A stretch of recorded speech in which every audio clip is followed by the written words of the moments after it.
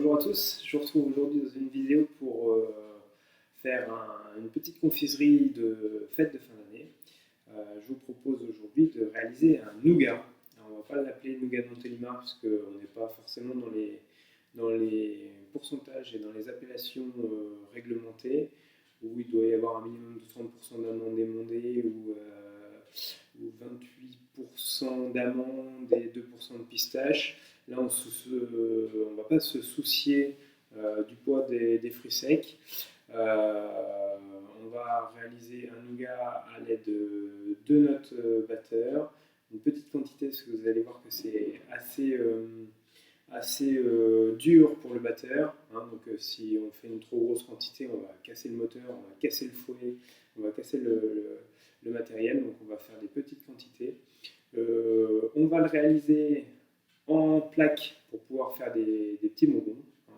Mais on peut très bien le mouler dans un bol et puis après couper des portions comme on le voit sur les marchés, des portions de 100 grammes, des choses comme ça. Après, ça sera libre à vous de choisir votre façon de le réaliser.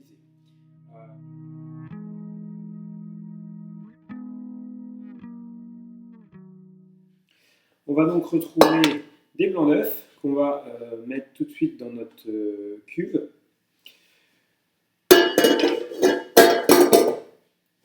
On retrouve de l'eau, du sucre et du glucose qu'on va se mettre dans une casserole à chauffer.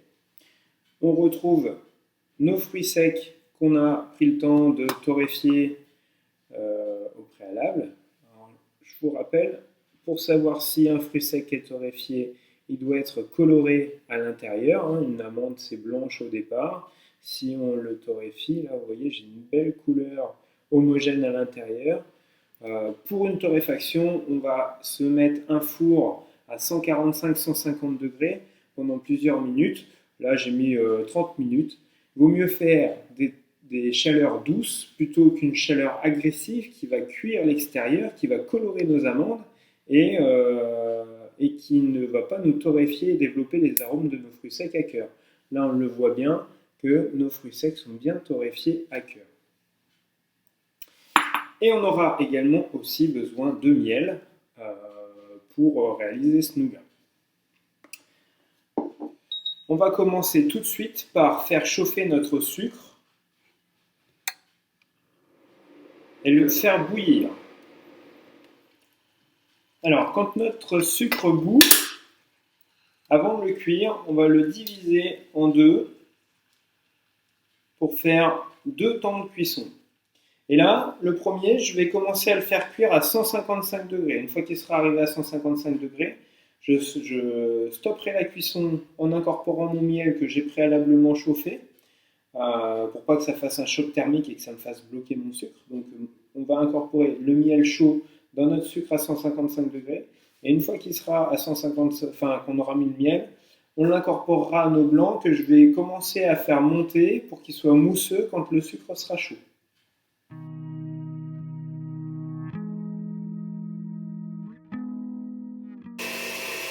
Donc une fois que mon sucre est à 155 degrés, je viens de recuire avec mon miel.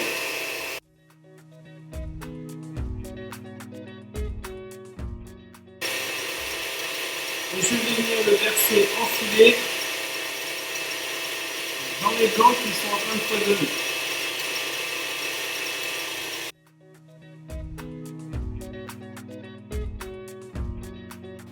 Pendant que le premier sucre est en train de monter au batteur avec les blancs, on fait cuire le deuxième sucre à 155 degrés.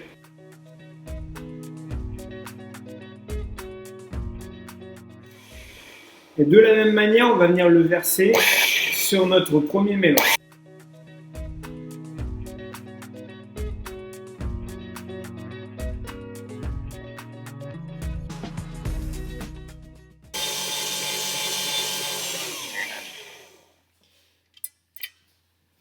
Donc là, on se rend compte que le batteur est en train de forcer.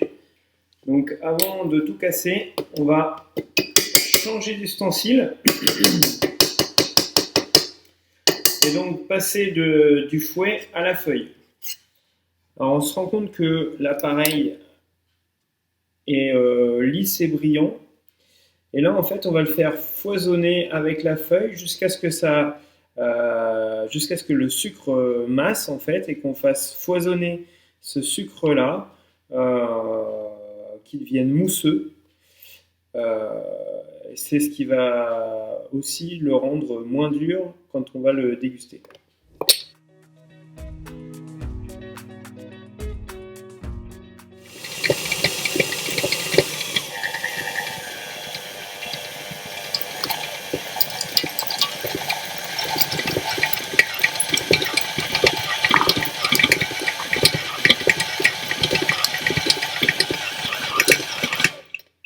Donc voilà le nougat réalisé.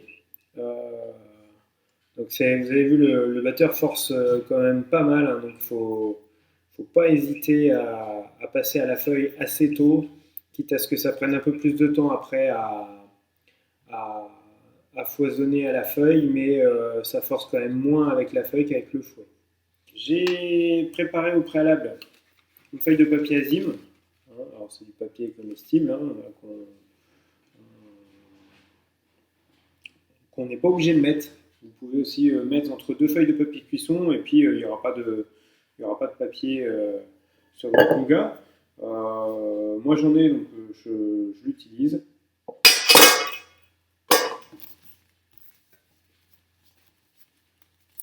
Donc une fois qu'il est sur la feuille, en général il colle tout de suite. Donc moi j'aime bien le préformer déjà une première fois à côté, de manière à pouvoir après l'abaisser facilement sur ma feuille azime.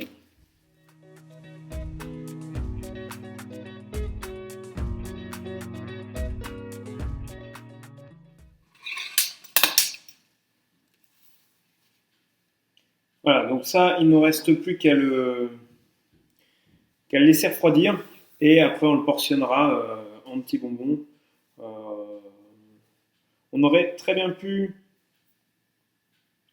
le mouler dans un bol, imagine.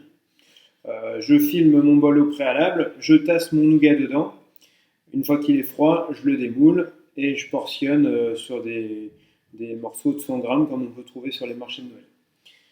Donc voilà les deux façons enfin les deux possibilités de travailler ce nougat. On va le laisser refroidir et on se retrouve pour la découpe. Mon nougat est froid, il ne me reste plus qu'à le découper. Donc on se met sur une planche à découper. On va parer nos bords.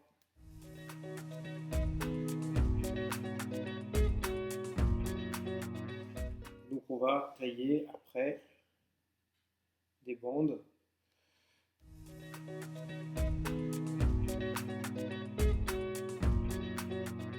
Voilà donc notre nougat. Encore une fois, hein, vous voyez, là ça ne colle pas dessus, donc si on l'étale entre deux feuilles de papier cuisson, on retire la feuille de papier cuisson et on n'a pas le problème d'acheter exprès des feuilles azimes.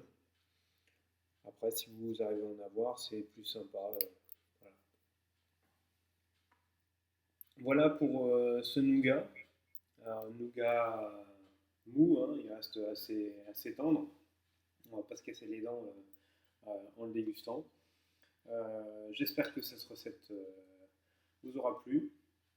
N'hésitez pas à rajouter un petit peu de figues, d'abricots secs, des fruits confits, ce que vous voulez pour varier un petit peu les plaisirs.